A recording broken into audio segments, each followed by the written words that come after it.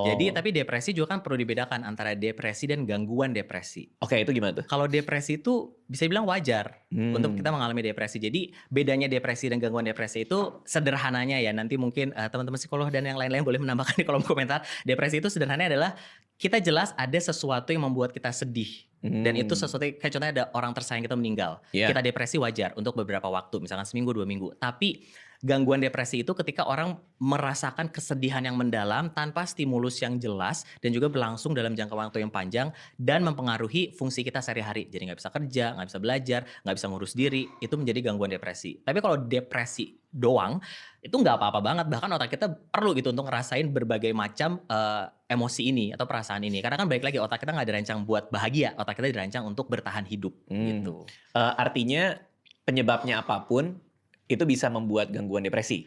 Kalau penyebabnya jelas dan akhirnya ada respon berupa depresi secara langsung, iya. Mhm, Tapi kalau gangguan depresi itu kayak nggak ada nggak ada apa-apa pun, apa-apa? dia ngerasa kayak gitu. Tapi tadi kayak yang Oh, Bang Radit bilang, jadi depresi itu dilihatnya tuh sekarang pakai framework yang biopsychosocial tadi. Pertama memang ada sekelompok individu yang memang dari struktur otaknya itu ada kecenderungan untuk, bisa mengalami gangguan depresi. Memang udah ada studinya, ternyata ada orang-orang tertentu mmm. yang otaknya itu agak berbeda. Jadi sempat disebut depresi itu bukan psychological disorder, tapi brain disorder.